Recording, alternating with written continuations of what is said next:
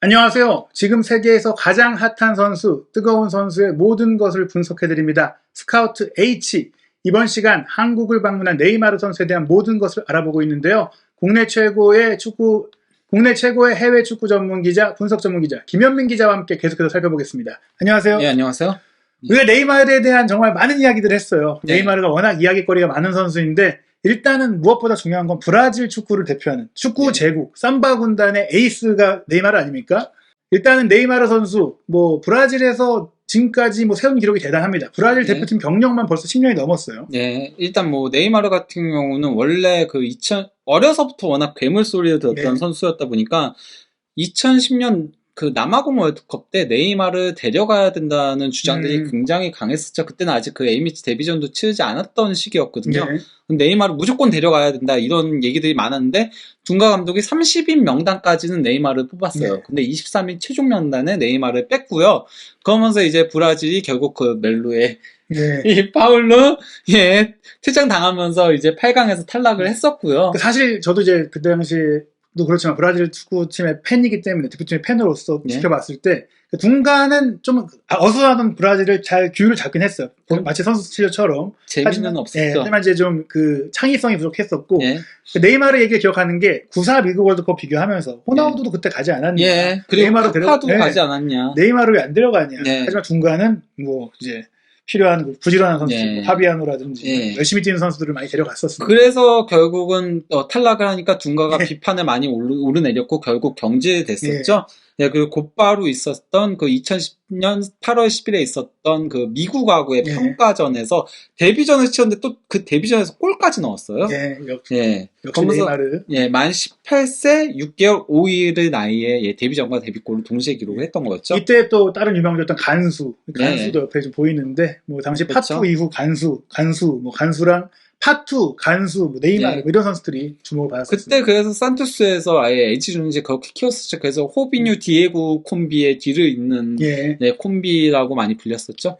하지만 결국에는 간수는 사라졌고요. 예. 이제 곧바로 열렸던 하나의 메이저 대회. 이제 한국 팬들에게 너무나 기억에 남는 동메달 신화. 런던 올림픽에 참가를 했습니다. 그때 준결승전에서 한국하고 붙었었어요. 그런데 이때 이제 그 네이마르가 3골 4도움을 올리면서 최다 도움 기록자도 됐는데 결승전에서 멕시코한테 1대2로 패하면서 그때 이제 멕시코는 히메네스 있었고 그리고 도스산토스 있었고 거의 국대급이었죠. 나중에는 이제 그런 선수도 있었던 시기였죠. 그래서 멕시코의 황금 세대였어요.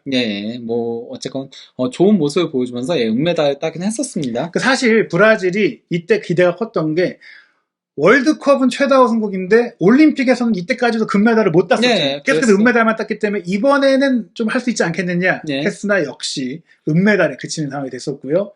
그러고 나서 2013 피파 컨페더레이션스컵 이때 이제 네이마르가 에이스로 그것도 아직 어린 나이였음에도 불구하고 스페인하고 유럽 챔피언인 스페인을 결승전에서 골까지 넣으면서 3대0 승리를 견인하면서 우승을 선사를 했었습니다. 미리 보는 월드컵이라고 해서 이때 정말 저도 너무 기억이 나는 게 2014년 월드컵이 브라질에서 열리게 됐고 브라질은 이번에 우리 무조건 우승한다. 네이마르도 있다. 근데 이때 네이마르가 말씀하신 대로 코파 리베르타토레스 우승을 포함해서 우리가 네이마르 스토리에서 봤듯이 한참 엄청나게 골을 넣고 유럽 이적설도 나오고 이러던 와중에 이 대회를 참가하고 이제 바르셀로나로 간 거잖아요. 그래서 네이마르가 이제 황제 대관식을 거의 할 거다. 이런 얘기까지 있었어요.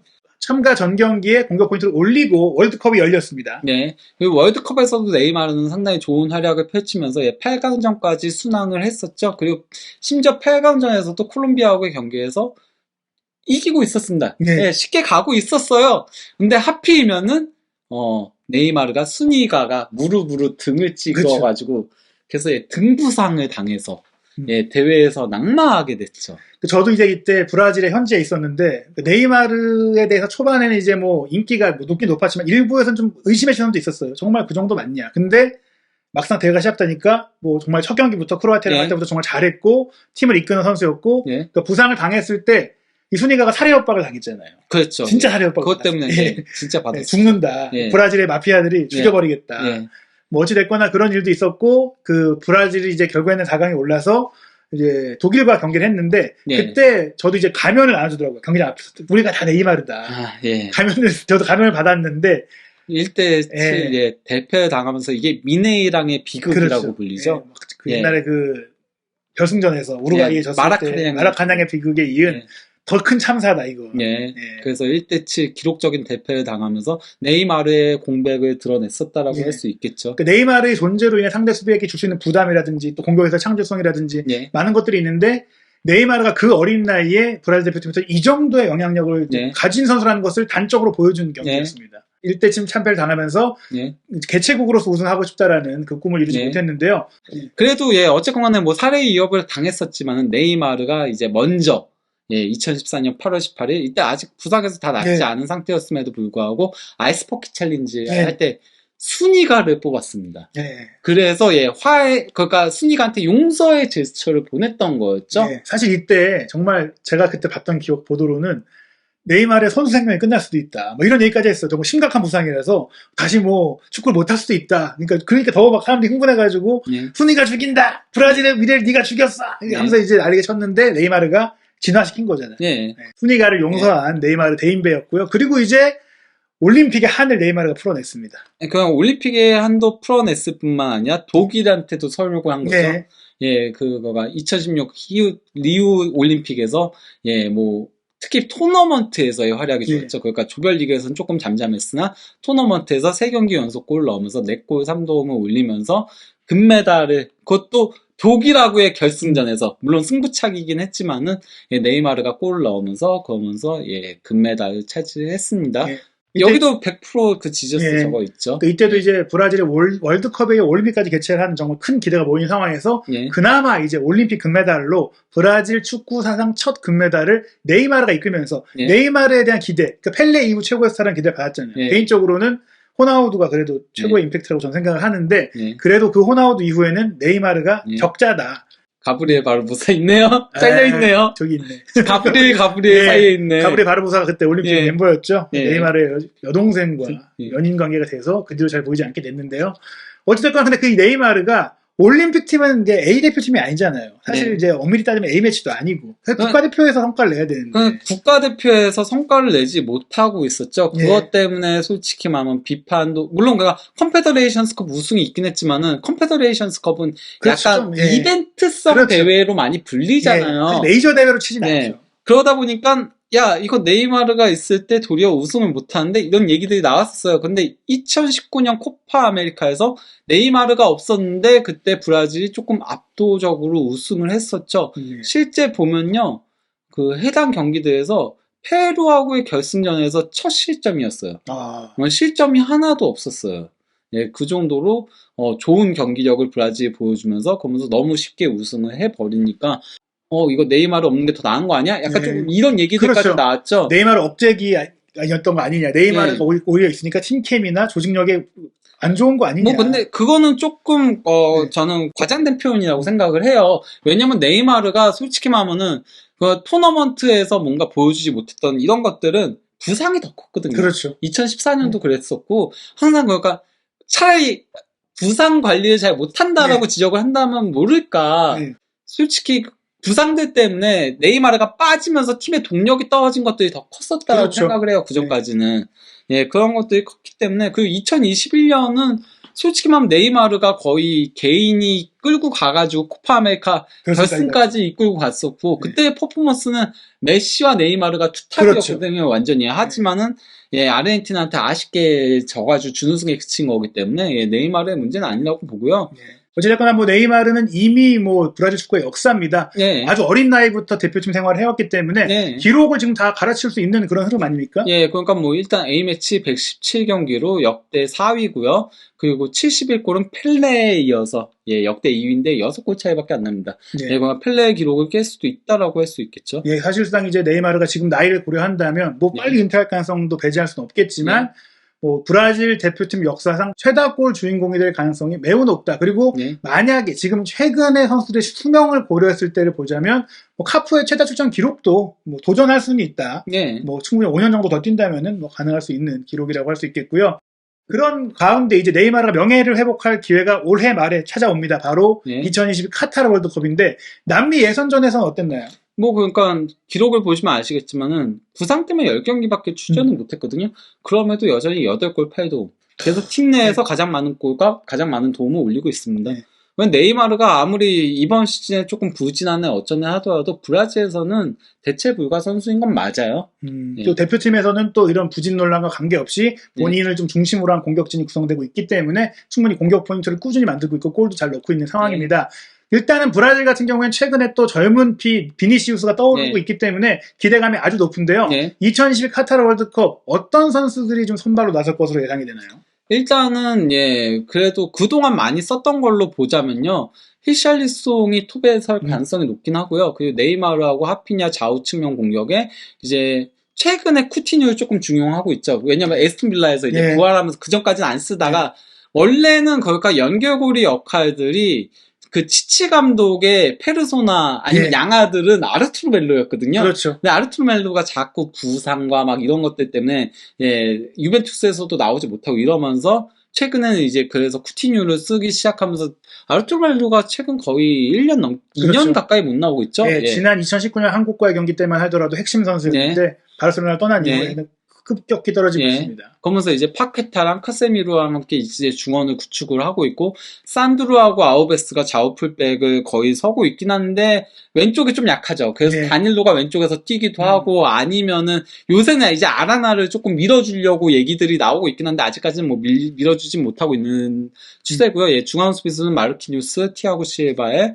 골키퍼는 알리송 이렇게 설 걸로 보이는데 문제는 이제 비니시우스가 지금 너무나도 잘하죠. 잘하고 있기 때문에 이것 때문에 이제 브라질 내에서도 그러면 네이마르 톱을 올리고 비니시우스 왼쪽 측면에다가 써야 되는 거 아니냐 이런 식의 얘기들이 계속 나오고 있는 거죠. 실제로 간간히 네이마르를 제로톱으로 써가지고 좀 유연한 전술적인 움직임을 가져가고 좌우 윙들이 안쪽으로 들어오는 뭐 그런 플레이를 브라질이 안 해봤던 건 아닌데 과거에는 했었는데 요새는 네이마르를 톱에다가 배치하는 거는 거의 안 했었거든요. 그쵸. 전술적으로 부담이 커요. 차라리 10번에다 세웠지. 그리고 네이마르가 부상이 많은 선수다 보니까. 그리고 히달리오 같이 좀 잘 뛰어주는 선수. 게다가 또 올림픽에서 성과를 냈기 때문에 이 선수를 포기할 수도 없다 보니까 결국엔 그러면 쿠티뉴를 포기하고 네이마르를 공미로 놔야 되냐.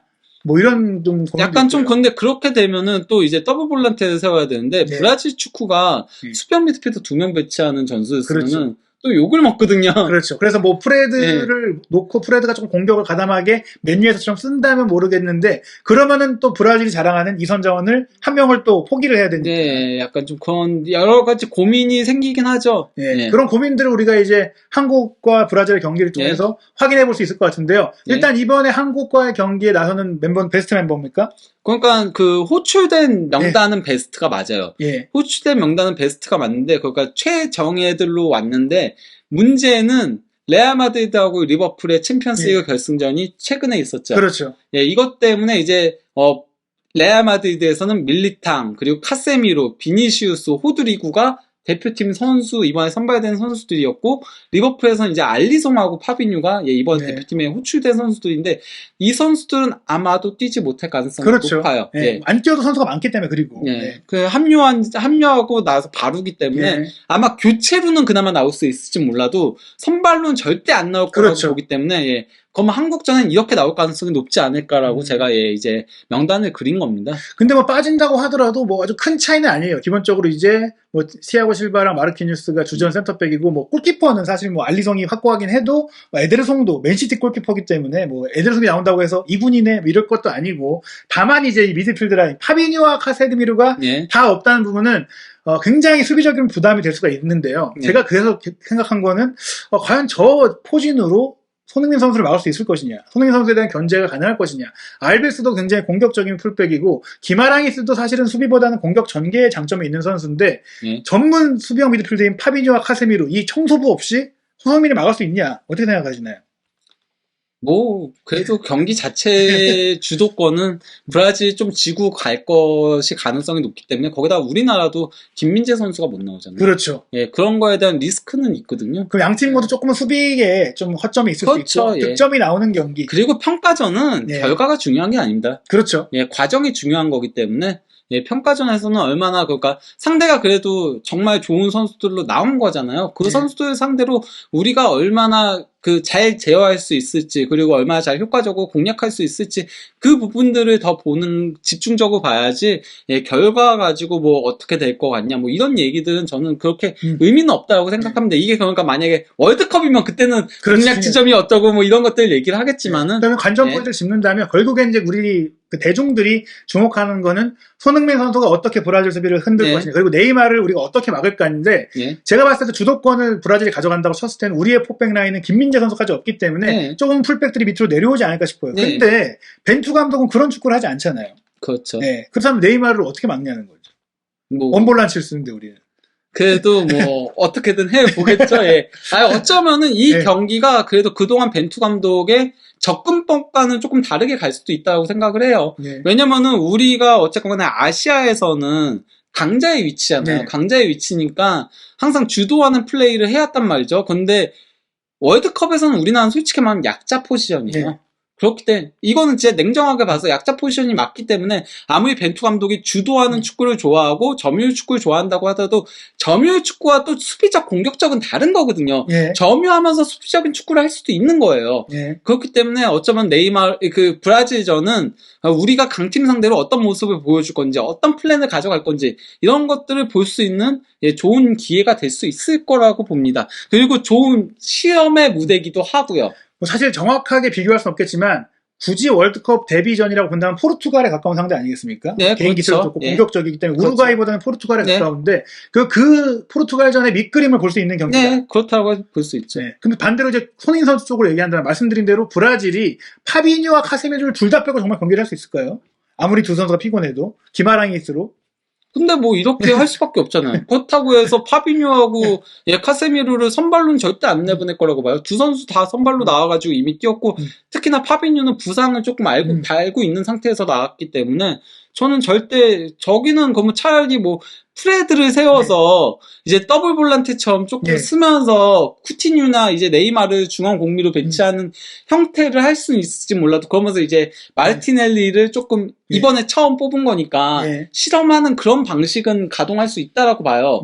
근데 그런 것들 가동할 수 있을지 몰라도 어쨌건 간에 파비뉴와 카세미로는 절대 선발로 나오진 않을 거라고 봅니다. 제가 봤을 때도 그 말씀하신 방안은 아마 후반전에 시도를 해보지 않을까. 선수들의 피로라든지 이번 경기를 통해서 특히 새로 뽑은 선수들은 분명히 보고 싶을 수 있기 때문에 후반전에 대거 교체가 있다고 쳐도 전반전은 플랜 A로 해볼 것이다. 브라질도 월드컵을 준비하는 과정에 이 경기를 하기 때문에 실험적인 전술이나 실험적인 구성보다는 지금 가장 많이 썼던 선수로 나오되 이제 수비형 미드필드 포지션에 약점이 있는데 거기를 손흥민 선수가 좀 이선 지역에서 대표팀에서 유독 또 많이 뛰기 때문에 잘 공략을 한다면 우리도 충분히 브라질을 상대로 득점을 하고 좀 재밌는 경기를 하지 않을까 생각이 드는데요.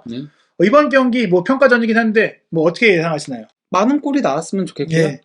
한 2대2? 2대2 그렇습니다. 뭐 브라질이 사실은 일반적인 경우에서는 와서 이틀 만에 준비하고 경기를 하는 그런 친선 경기를 하게 되는데 일주일을 먼저 왔기 때문에 맞아요. 사실 브라질의 경기력이 굉장히 좋을 수밖에 없어요. 저도 솔직히 말하면 그냥 2대2는 희망사항인 거고 거의 한 1대3 정도 나올 가능성이 높다라고 보거든요. 저도 이제 손흥민 선수 혹은 손흥민 선수를 통해서 한 골 정도 이상 우리가 넣을 수 있다고 생각이 들어요. 왜냐하면 말씀드린 대로 수비형 미드필더가 없기 때문에. 근데 브라질의 경기력이 굉장히 좋을 수 있다. 그래서 아주 어쨌든 경기장에 가시는 분들은 골을 많이 보실 수 있을 것 같다 이 생각이 듭니다. 과연 경기가 어떻게 펼쳐질지 저희 지켜보고 돌아올 거고요. 한준TV는 계속해서 여러분들이 궁금해하시는 세계적인 스타들의 풀스토리를 김현민 기자와 함께 전해드리고 있거든요. 스카우트 H 앞으로 많은 성원 부탁드리고 이전 영상들도 찾아보시면 궁금하신 선수들이 많이 있습니다. 또 궁금하신 선수가 있다면 댓글로 남겨주시면 적극적으로 반영하겠습니다. 감사합니다. 감사합니다.